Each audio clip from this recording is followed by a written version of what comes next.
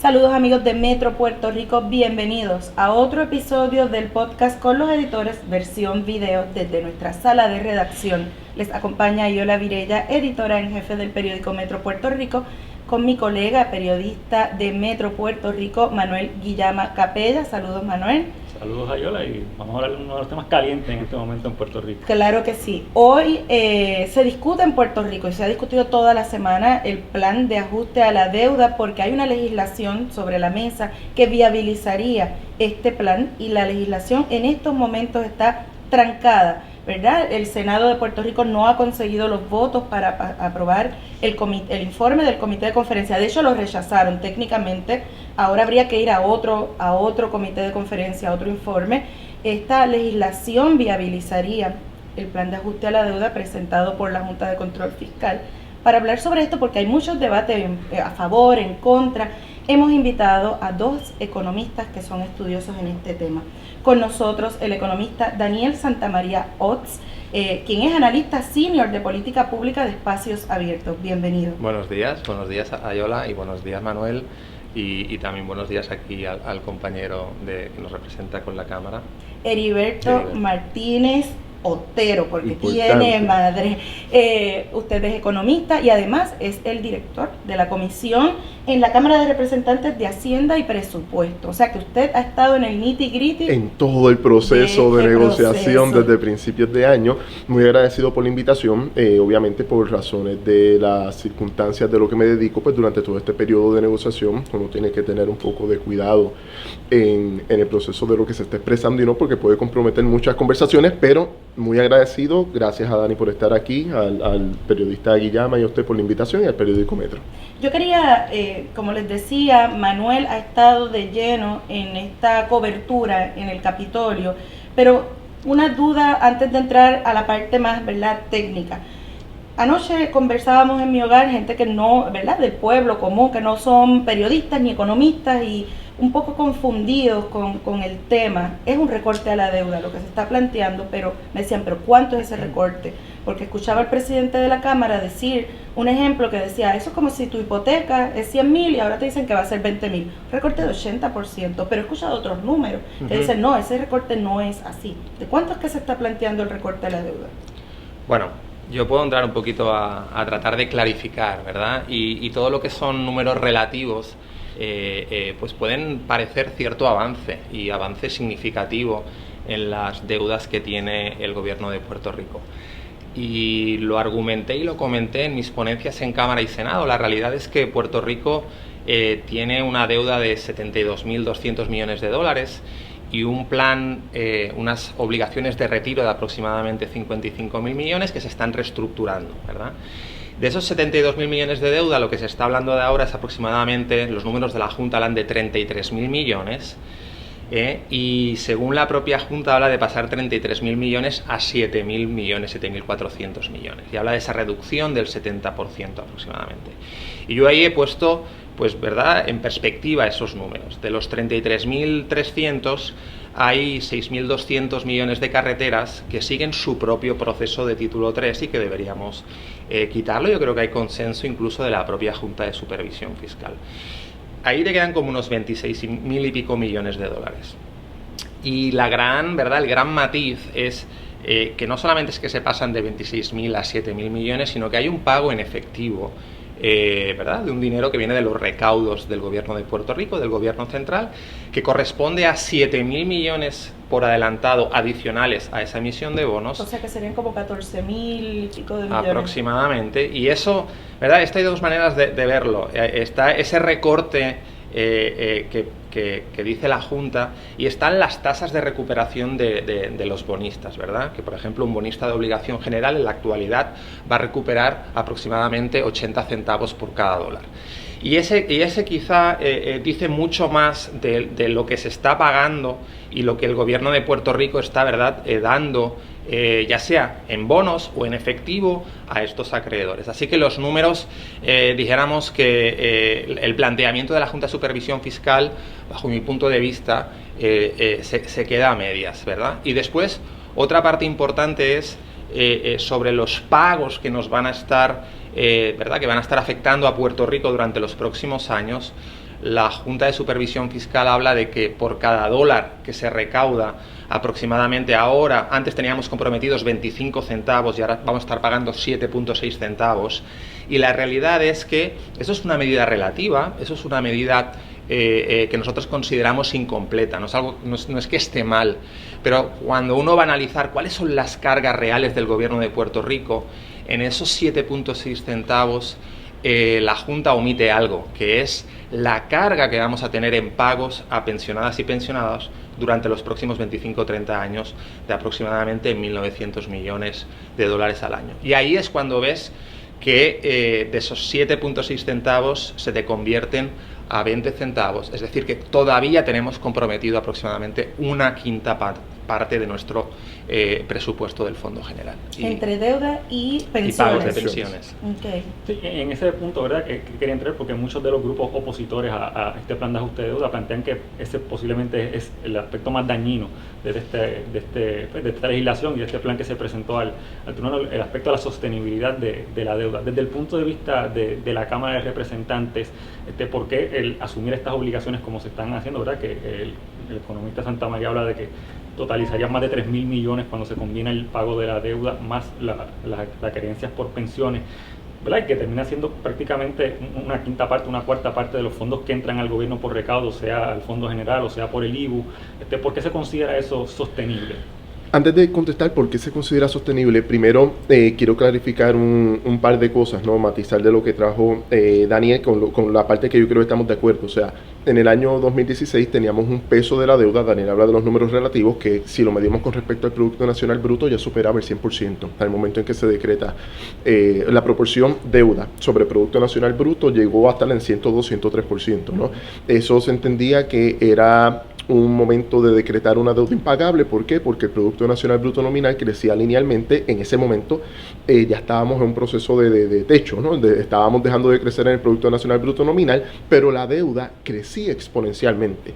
Y había unos picos de deuda que en su momento había uno para 2018, otro 2021, y el del 2028, que era el más significativo, iba a hacer que la deuda se volviera inmanejable. Por lo tanto, luego de procesos políticos, que yo creo que eso amerita un podcast completo, ¿no? ¿Qué pasó entre 2015, 2016 y 2017? Se determina que hay que traer entonces la ley promesa, hay que aprobar la ley promesa y con la ley promesa crear una junta de supervisión fiscal. Varios matices que quiero traer. Recordemos que este plan de ajuste de deuda y lo que se radicó en la Cámara, para contestar tu pregunta, es el final de un proceso de negociaciones.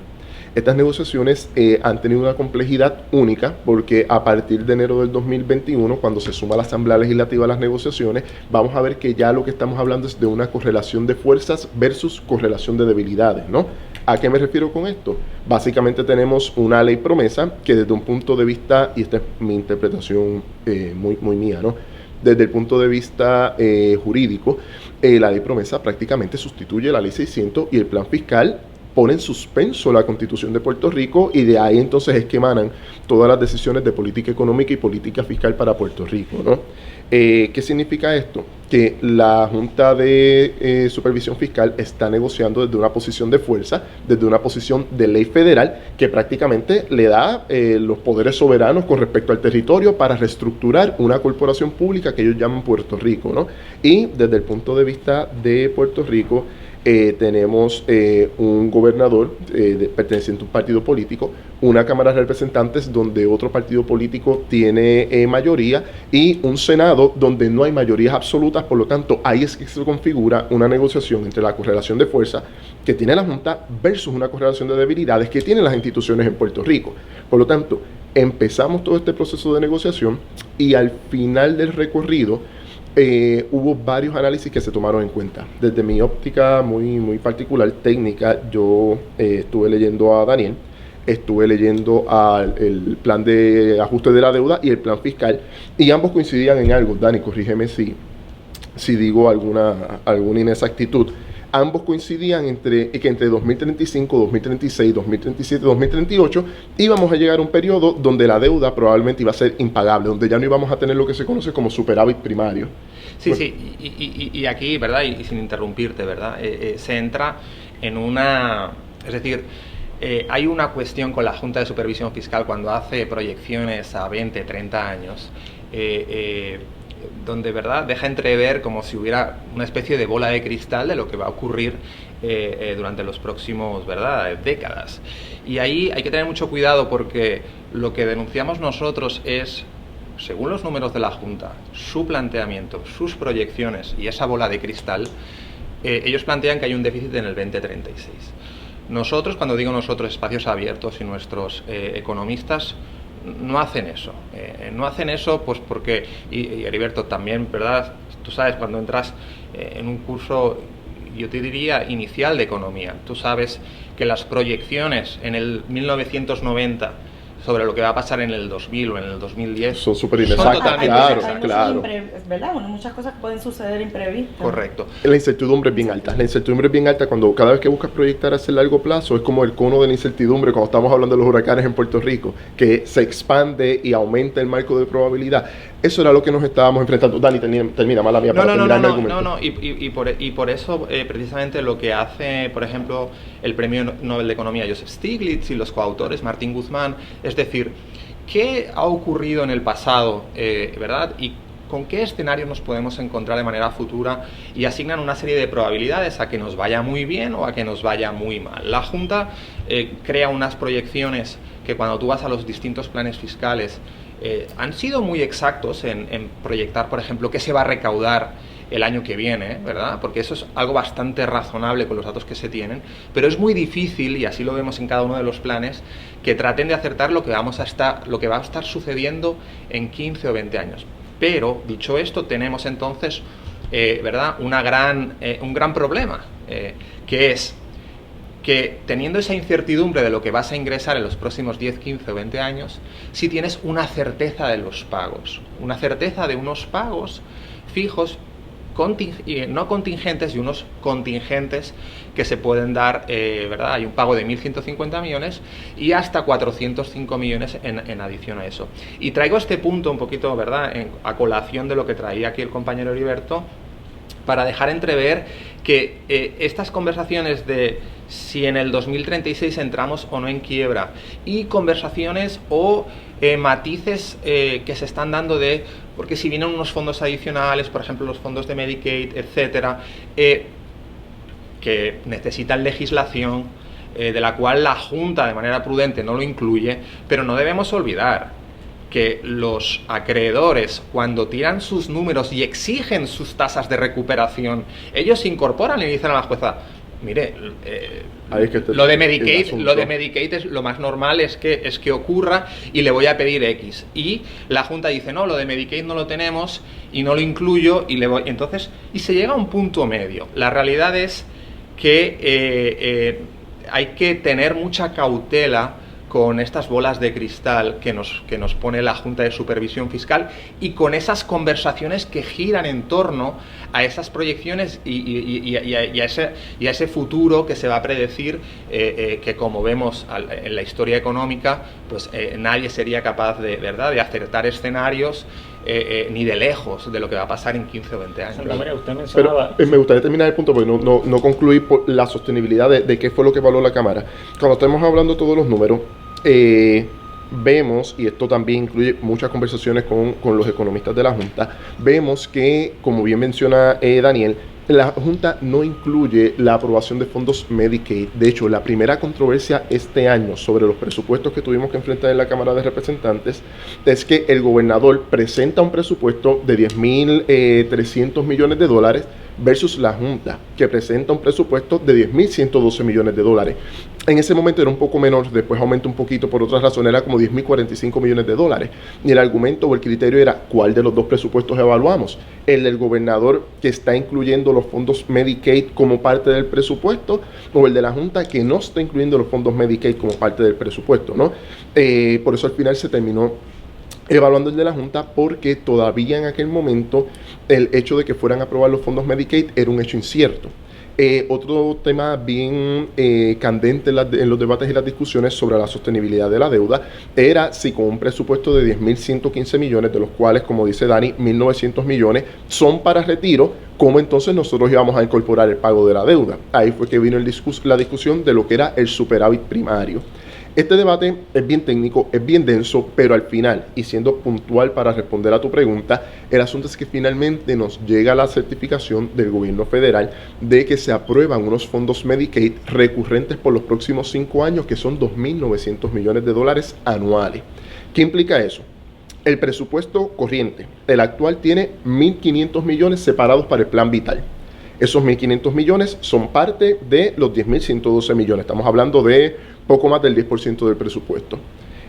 Ahora, con la incorporación de Medicaid, ese presupuesto tiene que ser enmendado. ¿Se liberan esos 1.500? No se liberan los 1.500 millones completos por temas de gastos administrativos y otras cosas que uno va aprendiendo en el proceso. Honestamente, yo desconocía esto, pero podemos estar hablando de que se van a liberar entre 800 millones a 1.000 millones de dólares, y ese dinero se tiene que reprogramar en enero. ¿Qué significa eso?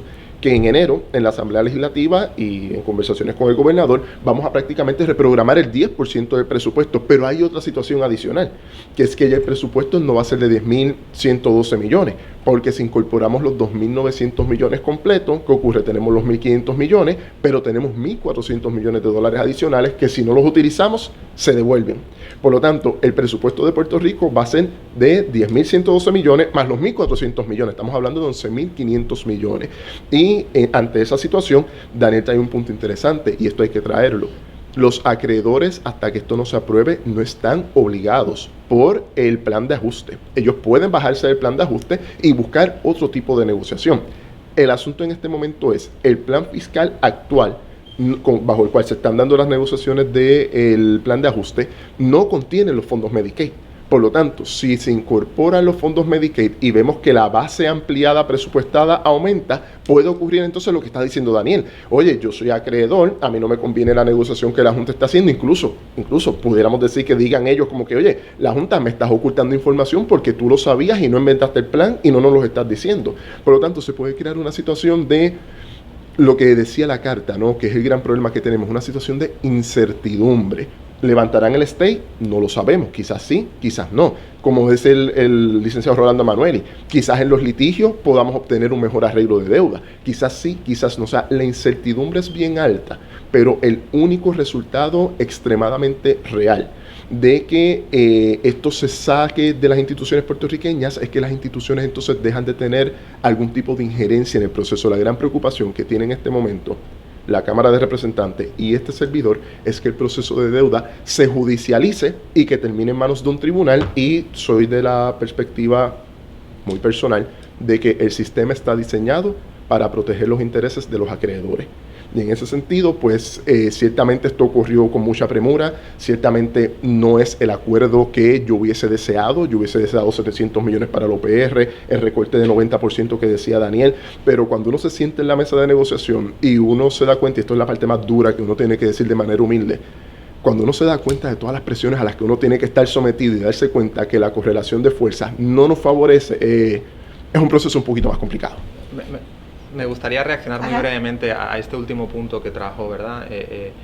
Y yo creo que forma parte de no de las prácticas del pasado, sino de verdad, y sí, de un hecho de manera directa o indirecta, de a veces contar con recursos que uno no tiene, y aunque hayan confirmaciones de ciertos fondos de Medicaid que vienen, la conversación, bajo mi punto de vista, ¿verdad?, tiene que ser más sosegada y más madura en ese punto, porque hay muchas incertidumbres respecto a ingresos futuros que no están contemplados. Por ejemplo, va a haber un Global Minimum Tax Rate del 15% y la Junta reconoce que va a haber una erosión tributaria y reconoce la necesidad de aumentar, de una reforma contributiva que puede aumentar la carga impositiva de todas y todos nosotros, del pequeño negocio o del pequeño empresario en Puerto Rico, que puede seguir acelerando los flujos migratorios y puede tener un efecto muy perverso, ¿verdad? Entonces, cuando hablamos de magnificar o quizá, dijéramos, poner de relieve esa posibilidad, ese escenario positivo,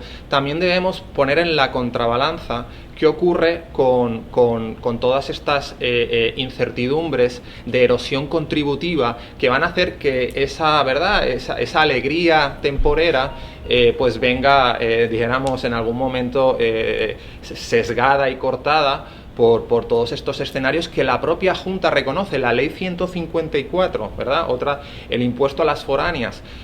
También se contempla una bajada, pero el otro día hablaba el secretario de Hacienda de para los próximos años ya una eliminación permanente de eso. Todos esos riesgos hay que contemplarlos, y por eso nosotros somos muy críticos sobre, es una posición de la Junta de tratar de prever el futuro, de ser demasiado optimista con ese futuro y de que entonces estemos, dijéramos,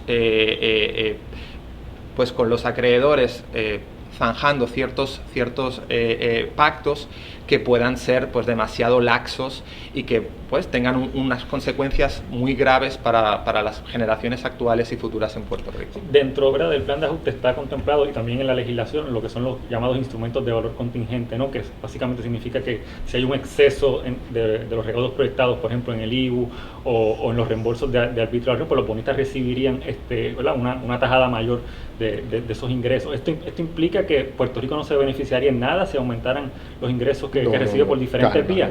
No, calma, ok, vamos con calma. Algo sobre lo que dijo Daniel. Daniel, yo pienso que si la Junta se ve en el 2025, 2026, tú y yo nos podemos sentar a hacer políticas de las que estamos de acuerdo y lograr crear un sistema tributario mucho más justo. Tenemos que salir de las políticas de austeridad y de la Junta, eso es fundamental. Pero muy rápido ahí, según promesa, ¿verdad?, independientemente de que todas y todos, y haya un consenso social de que queremos salir de la Junta, tienen que pasar 4 años de presupuestos balanceados y la posibilidad de acceder a los mercados a tasas razonables. Es decir, y cuidado porque el salir de la Junta con un mal acuerdo condiciona inherentemente unas políticas, vamos a estar cautivos de unas políticas de austeridad y de reformas estructurales que van a condicionar el futuro de Puerto Rico. Es decir, mientras está la Junta en Puerto Rico, y es algo paradójico, ¿verdad?, mientras está la Junta en Puerto Rico, aún queda la oportunidad de cambiar. Cuando se vaya a la Junta es porque la Junta ha cumplido su misión, y su misión pasa por implementar las medidas de austeridad y las reformas estructurales. Así que cuidado con decir que queremos salir de la Junta, porque querer salir de la Junta es espetarnos de manera inherente unas reformas que están en el plan fiscal certificado. Y voy a reaccionar rapidito. Yo ahí difiero, pero era para saber si ahorita íbamos a entrar sobre ese tema con más profundidad, porque tenía una pregunta, pero ese tema es bien importante trabajarlo, y de nuevo, las políticas de austeridad están atadas a la Junta. Una vez la Junta se vaya, hay ciertas libertades, pero eso las hablo ahorita con Daniel, o si hay el espacio para hablar de que se vaya la Junta. Que las políticas de austeridad influyen en este mismo tema que trae el economista en términos de flujos migratorios, que para que la gente sepa es que el puertorriqueño con $200 se va de Puerto Rico. La cosa está mala y se van. Entonces vamos a tener una universidad, que la tenemos ahora mismo, yo tengo un hijo en la universidad, más cara, con peor porque la educación no se consigue en clases, la biblioteca cerrada, los apagones todos los días.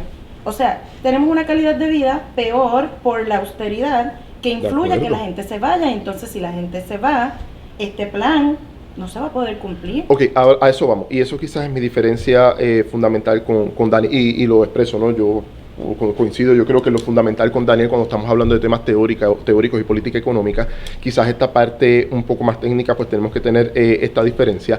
Quien ha estado aplicando todas estas políticas de austeridad sobre Puerto Rico es la Junta. O sea, la Junta de Control Fiscal creó un diseño, una nueva constitución fiscal que se llama el Plan Fiscal para Puerto Rico, en apoyos o con conversaciones con la administración del gobierno Rosselló, ¿no? Se dio el plan fiscal, y ese plan fiscal contempla los recortes a la Universidad de Puerto Rico, contempla, incluso también está contemplado la reducción de ingresos por ley 154, y contempla todo el resto de las políticas de austeridad. Y aquí es que yo difiero con Daniel. Y esto lo hemos conversado con la Junta. Por ejemplo, un comentario que en un momento yo hago es que saben que ustedes tan pronto se vayan, le voy a dar 850 millones a la universidad. Y la respuesta es, eso les toca a ustedes, eso a mí no me interesa, ¿no? A lo que voy, hay unos acuerdos que se tienen que cumplir. Y esos acuerdos ciertamente están grabando impuestos, que es lo que dice Daniel. Oye, el IVU está grabado con respecto a COFINA, que COFINA terrible acuerdo, ¿no? Podemos estipular, yo creo que eso. Entonces, viene la gran pregunta. Tenemos políticas de austeridad que están impactando adversamente, en eso estamos todos de acuerdo. De hecho, yo soy un economista totalmente contrario a las políticas de austeridad. Favorezco las políticas de expansión. El problema que tenemos en este momento es que cada vez, y esto siendo un poco indiscreto sobre las mesas de negociación, cada vez que se presentaba una propuesta con financiamiento de dónde iba a salir para darle 150 millones más de 150 millones de dólares más a la OPR, la Junta me decía, no se puede, contrario al plan fiscal. Retiro digno, vamos a aprobar retiro digno. Mira, el retiro digno se va a financiar así y es un acto de justicia social. Vino el tribunal de la jueza Taylor Swain y dijo inconstitucional. O sea, y esto tenemos que tenerlo bien claro.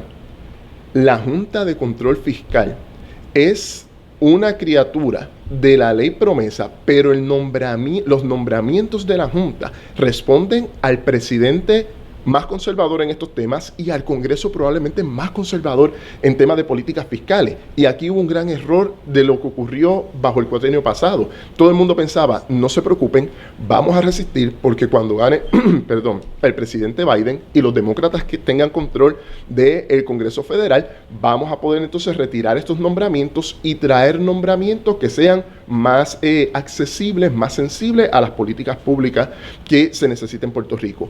No pasó. Nos seguimos enfrentando a un David Skill en la presidencia de la Junta, que es extremadamente conservador. Nos seguimos enfrentando a un Andrew Biggs, que sigue constantemente en sus redes sociales atacando todo lo que es institucionalidad pública en Puerto Rico. Por lo tanto, el criterio, la condición de posibilidad de que aquí se pueda cambiar un poco la política económica, y de nuevo no tengo ningún issue en discutirla con Dani ni con ninguno de los colegas economistas, es que la Junta se vaya. Pero cuando se vaya ya no va a haber el dinero porque lo vamos a dejar comprometido. No necesariamente, y a eso es lo que vamos. Hay varias propuestas que ya se están trabajando. O sea, si cuando la Junta se vaya, o en lo que la Junta se va, no hacemos absolutamente nada, vamos a tener un problema real, que es el posible impago, el peso de la deuda. Por lo tanto, tenemos que pensar en cómo vamos a crear esas políticas expansivas.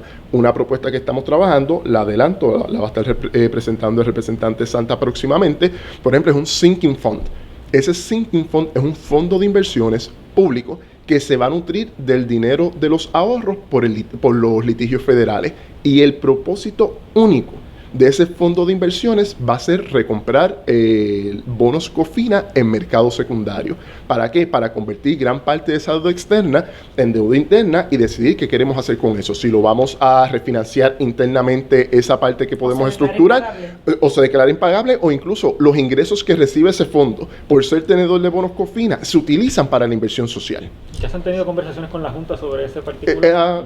Las últimas conversaciones con la Junta, por discreción obvia, tenemos que mantenerlo fuera, pero sí ha habido conversaciones entre diferentes sectores que dicen, vamos a hacerlo, pero hacer esto va a ser más sencillo, por lo que tú acabas de preguntar, sin la Junta de Control Fiscal que con la Junta. ¿Por qué? Porque al final del recorrido, y esto también yo creo que lo podemos estipular, la Junta tiene una visión ideológica clara sobre lo que son las instituciones públicas en Puerto Rico, y cómo las políticas de austeridad básicamente reducen drásticamente la posibilidad de que nuestras instituciones brinden bienestar a los puertorriqueños. Y de nuevo, y Dani, ahí te tengo que insistir, la Junta se tiene que ir lo antes posible. Sí, pero no es una cuestión de voluntad o de fe, ¿verdad?, en el Espíritu Santo, es una cuestión de que hay una ley promesa y que todo el mundo sabemos que tiene que pasar por cuatro años de presupuesto balanceado. Perdóname, pero sobre eso mismo, es que el acuerdo ahora mismo es que si se aprueba el plan de ajuste, en enero se enmienda el plan fiscal para incluir el servicio de la deuda, y el presupuesto corriente sería el primer presupuesto balanceado. Mi posición donde diferimos mucho es que para precipitar la salida lo hagas a través de un plan de ajuste que no conviene a las puertorriqueñas y a los puertorriqueños. Ese es el problema. Ese es el problema. Y después, ¿verdad?, hablando del tema del sinking fund, yo creo aquí si alguien que se está sinking es las puertorriqueñas y los puertorriqueños. Si alguien a través de este plan y de la destrucción de oportunidades que va a garantizar la Junta en Puerto Rico, aquí estamos hablando de las próximas generaciones. Y está muy bien, pero fíjate, volvemos otra vez, si tú montas un fondo para recomprar deuda, algo que parece que suena en principio, ¿verdad?, pues muy razonable, pero vayámonos a lo que ocurrió en la reestructuración de COFINA. ¿Por qué tenemos que estar recomprando deuda cuando lo que entendemos que hubiera sido prudente en aquel momento es recortar de manera suficiente COFINA para no tener ahora mismo que utilizar tienes que utilizar los recursos comprometidos en un pago de deuda insostenible y crear un fondo para recomprar deuda con recursos que no van a ir a las políticas públicas que tanto necesita Puerto Rico, como la Universidad de Puerto Rico, como la preservación de servicios esenciales en la isla, en los municipios, etcétera, etcétera. Es decir, al final, y es aquí donde hay una gran diferencia, es que el momento crítico para hacer una propuesta de reestructuración sostenible es ahora. Y después podemos poner paliativos, pero como se decía aquí en la mesa, el problema es que ya tendremos comprometido un dinero y tendremos que inherentemente incorporar las políticas que sugiere la Junta, porque recordemos que hay dos ejes: reformas de austeridad y reformas estructurales. Una va a proporcionar, según la Junta, 80.000 millones en los próximos 30 años de alivio, y las reformas estructurales 31.000 millones en los próximos 30 años. Si no implementamos su receta, no vamos a poder tener superávit, y el problema del déficit se nos va a adelantar todavía más. Ese es el problema con el que estamos lidiando hoy en día. No, vamos a los números. Ok, tenemos ahora mismo, y quizás por eso es que tenemos que estipular esta diferencia, el gran asunto que tenemos es que los litigios, y lo tengo en el presupuesto del país, me cuestan más de 300 millones de dólares al año. La Junta me cuesta 80 millones de dólares al año, y algo que todo el mundo tiene que tener claro: nosotros como país, con nuestras contribuciones, nosotros pagamos la Junta, la sala de la José Taylor Swain, los abogados de la Junta, los abogados del gobierno. O sea, nosotros estamos pagando por un proceso completo y está presupuestado. Lo que yo estoy diciendo es, si este es nuestro primer presupuesto balanceado, Dani, y en 3 presupuestos balanceados más sacamos a la Junta, y ese dinero está ahí recurrente como parte de los litigios, porque aunque no se pudiera gastar más o se pudiera gastar menos, esa es la manera en que se proyecta tener esas cantidades ya previas. Estamos hablando de superávit primario, y ese superávit primario, que es dinero con el que no contemplamos, y aquí tengo que diferir. Cuando entra el Sinking Fund, ese dinero no está en las políticas sociales, lo vamos a traer para recomprar bono de Cofina. Los intereses que pagamos ahí sí pueden ir para inversión social, y lo más importante, dinero que no tenemos que pagar afuera en el futuro, es dinero que estamos liberando para esa inversión social. O sea, yo creo que estamos de acuerdo en los fines, estamos de acuerdo en cómo llegar. Yo estoy totalmente de acuerdo. Yo presidía la Asociación de Economistas cuando se dio lo de Cofina. Yo decía, cuidado, todos los países del mundo están reestructurando sus proyecciones a la baja, y en Puerto Rico seguimos con unas proyecciones excesivamente altas en el plan fiscal para aprobar el acuerdo de Cofina. Una vez se aprobó el acuerdo de Cofina, a los 3 meses cambiaron todas las proyecciones del plan fiscal a la baja, ¿no? Eso es algo que nosotros hemos tenido mucha cautela en la mesa de negociación. Ciertamente, Daniel, yo pienso que hay que recortar más, y eso estamos totalmente de acuerdo, tanto en Cofina como en las circunstancias actuales. Pero te insisto, y esto lo digo con dolor, ¿no? Pues no ha sido fácil el proceso.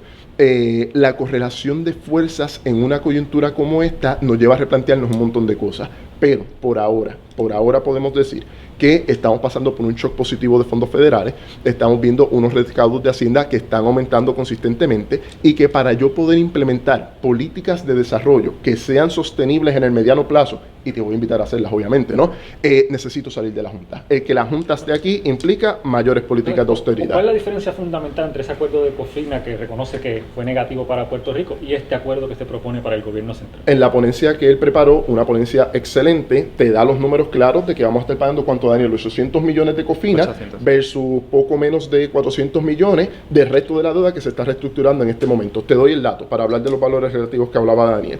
Cofina representaba, ¿cuánto? El 22% de la deuda total, versus GO y la deuda que estamos reestructurando, que son 33 millones sobre 70, cerca del 50%. Al final, vamos a terminar pagando mucho más de Cofina que del resto de la deuda que estamos reestructurando en este momento. Así que definitivamente yo creo que eso está estipulado en toda la academia y en todos los espacios posibles. Cofina fue pésimo acuerdo. Lo que estoy diciendo, en este acuerdo es mejor que el anterior, y tenemos unas condiciones. De hecho, ayer salió la noticia del secretario de Hacienda de que también los recaudos volvieron a aumentar nuevamente por motivo de impuesto al valor y al uso. Y en ese sentido, lo que tenemos que hablar es cómo creamos una economía menos dependiente de fondos federales, más proclive a la inversión social, cómo creamos ese estado de bienestar para que la gente se vaya del país, pero crear políticas económicas de avanzada bajo la presencia de la Junta de Control Fiscal y la ley promesa, a mí me parece imposible. Usted menciona el hecho de los recaudos del IVU, pero tampoco podemos perder de perspectiva que es un poco una burbuja por toda esta todavía ola de ayudas de COVID, de pandemia, que todavía queda algo. Por eso te mencioné el concepto de shock positivo. Yo reconozco que estamos en un shock macroeconómico positivo por virtud de todo este dinero esperado, más recordemos que en un momento dado hubo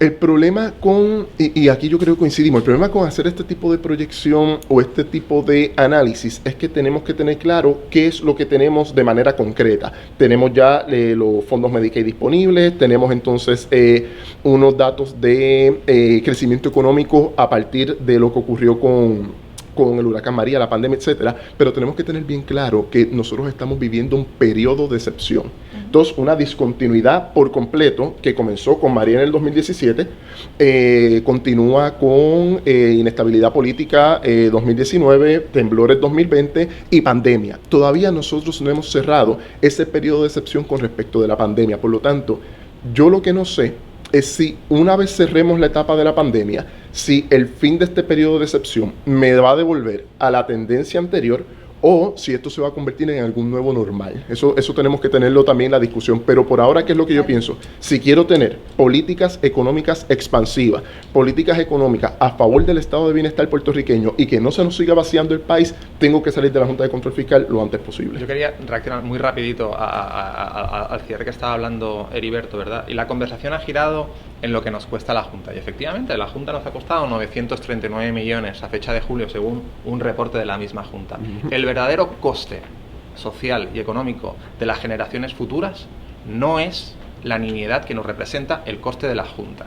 Es que un mal acuerdo va a dejar, ya llevamos una década perdida, va a dejar de aprovechar la posibilidad de que estos fondos federales se conviertan en políticas fiscales que necesitan Puerto Rico. Si cerramos un plan de ajuste que no es justo, pues vamos a perder esa oportunidad. Sí, antes de terminar, que creo que ya nos quedan pocos minutitos, quería traer el tema alrededor del que ha girado la discusión pública, ¿no? Que es el tema de los pensionados y qué va a pasar con los pensionados.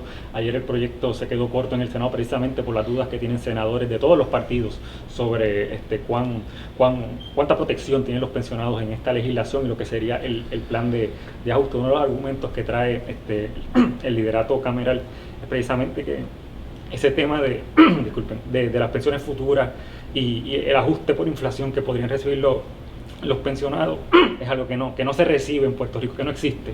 No es parte de la legislación local. De ningún plan del gobierno. Exacto, no existe. El plan COLA, el costo por ajuste de vida, no es parte de la legislación local en Puerto Rico. Y a futuro veríamos recortes, por ejemplo. Pero ahí querría reaccionar un poquito. Sí. O sea, me refiero, las pensiones durante la década de los 80, de los 90, recibían unos ajustes de inflación. Y un ajuste de inflación no es regalarle nada a nadie. Es decirle que este año puedas comprar lo mismo que comprabas el año pasado, ¿verdad?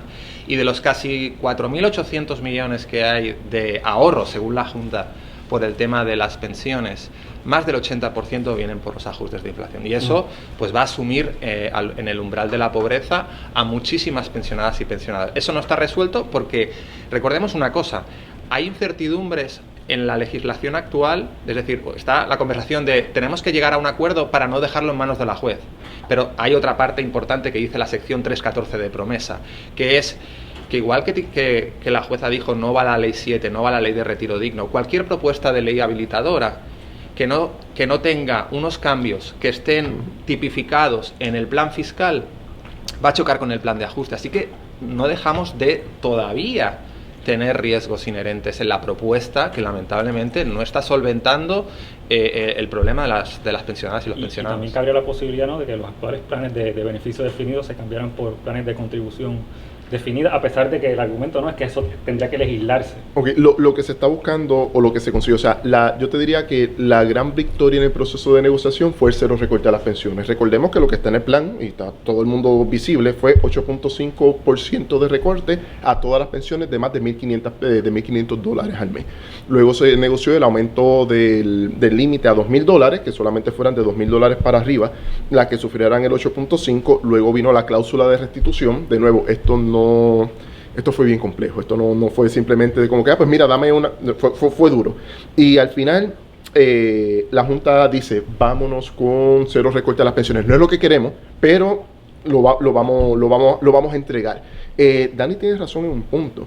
Las pensiones corren contra la inflación y si no hay unos ajustes eventualmente lo que tú tienes entonces es pérdida de poder adquisitivo y empobrece, y eso se tiene que trabajar, punto. Eso no está en discusión.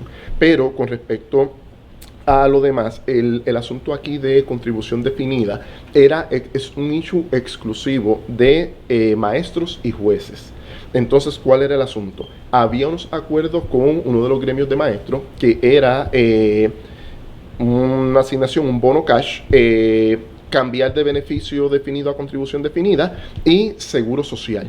¿Qué ocurre? Eso fue derrotado, creo que como se mira, 6.000 votos. Por lo tanto, eso como que creó un vacío y lo que se buscó fue entonces un lenguaje que diga, y está en la sección 104, vamos a proteger todo lo que se ha aportado por parte de los empleados, pero ciertamente, ¿qué va a ocurrir? Si va a haber beneficios definidos o contribución definida, eso va a tener que pasar legislación. Eso tiene que haber legislación. No es tan sencillo simplemente decirle a un grupo de maestros, te cerré el sistema, ¿por qué? Porque esos son derechos adquiridos. O sea, esto va a tener que haber legislación y esto es un poquito más complicado de lo que se ha comentado. Hay una confianza plena de que la jueza Taylor no podría ordenar eso judicialmente, se va a cambiar Aquí, como dice Daniel, aquí no hay confianza plena, esto es incertidumbre total. Nosotros lo que estamos es creando los lenguajes y la política pública para tratar de amarrar lo más posible en un contexto donde la correlación de fuerzas no nos favorece.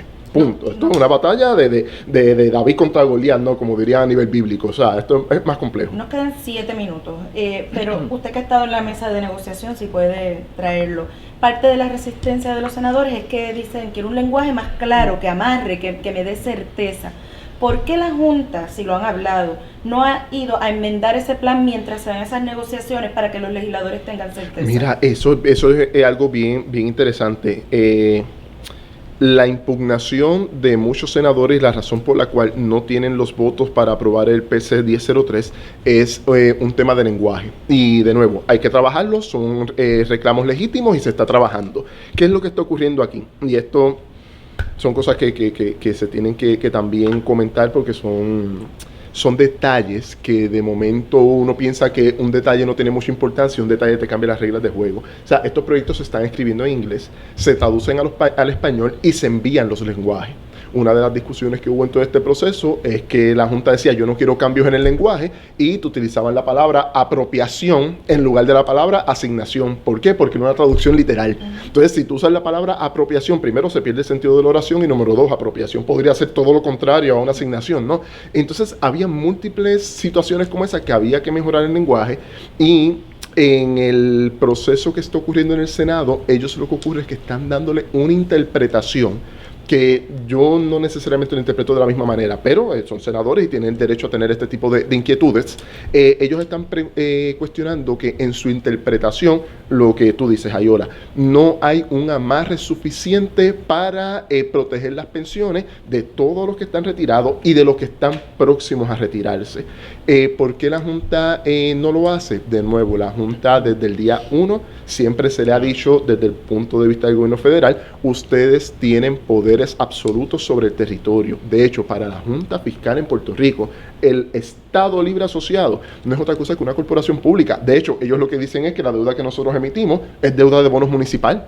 O sea, básicamente tienes una deuda de bonos municipales que tiene una entera fe y crédito de la institución principal, pero tienes, por ejemplo, COFINA, que es un SPV, que es una deuda que tiene un impuesto finalista grabado, y sin embargo, tienes que el bono COFINA en este momento tiene más protecciones y más poder, más valor de lo que tienen los bonos de obligación general, que son los que deberían tener la entera fe y crédito del Estado Libre Asociado. Y en cuanto a los planes fiscales, ¿no?, que sabemos que son la base de los presupuestos y también del plan de ajuste de deuda, ¿para cuándo la Junta dejaría el ejercicio de enmendarlos para ajustarlos a lo que se está legislando en este proyecto de la Cámara 1003, ¿no? Porque si no se enmienda el plan fiscal, ¿dónde quedarían estas garantías? Y vamos, el plan fiscal es algo que se hace año a año, que el panorama podría cambiar a futuro también. Entonces la Junta decir, ahora no hay dinero para darle 500 millones a la Universidad de Puerto Rico. ¿Cuáles son las protecciones en contra de que esas cosas pasen en los próximos años? Que sea una propia legislación, una legislación que salga de aquí y que ellos mismos entonces certifiquen y pase por la aprobación de la Junta. A lo que voy, la fecha que me estás preguntando sería en enero.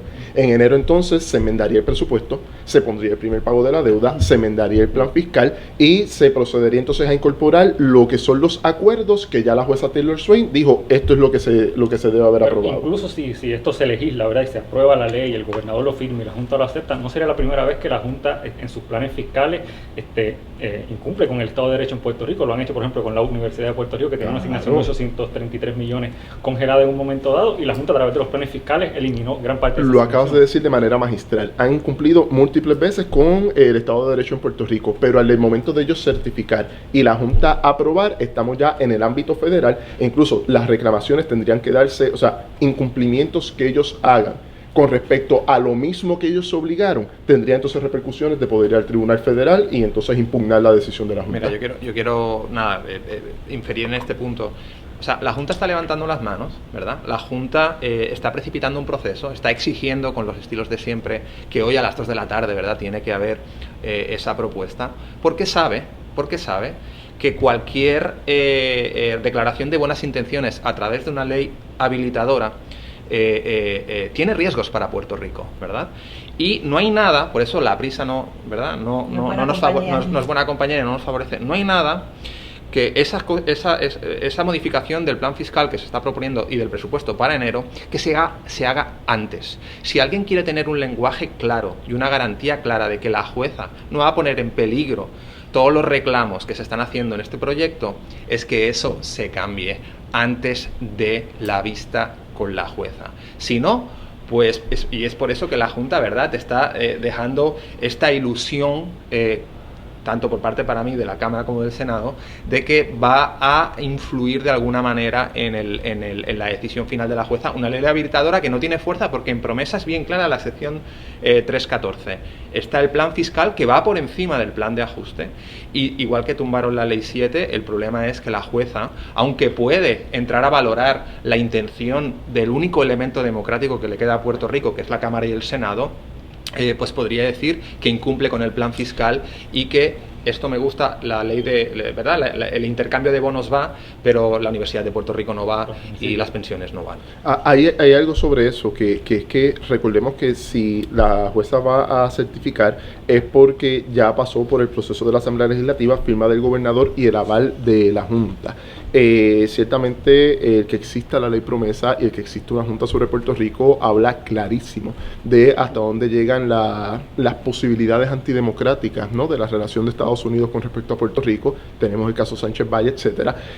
Lo que estamos tratando aquí es de poder decir desde las instituciones, si todos cumplimos nuestros acuerdos, debemos tener luz al final del camino para que la Junta se vaya y que la jueza tome una determinación conforme a eso. Si ocurre lo que dice Daniel y la jueza dice, no, yo voy a tomar aquí una decisión completamente unilateral, ya entonces lo que habría que impugnar no es el PC 1003, lo que habría que impugnar es la relación de Puerto Rico con los Estados Unidos, que es lo que permite que esto ocurra. Bueno, ahora sí se nos ha acabado el tiempo, muchísimos temas más que pudiésemos estar dialogando, pero les agradecemos a ambos economistas, Daniel Santamaría Ots, Heriberto Martínez. Vamos a repetirlo. Otero. Seguro. Vamos a hacer una segunda parte. Gracias, Guillama, seguimos cubriendo este tema que pensábamos que ayer salíamos, pero no hemos salido. Ustedes, amigos de Metro Puerto Rico, sigan conectados a todas nuestras plataformas digitales.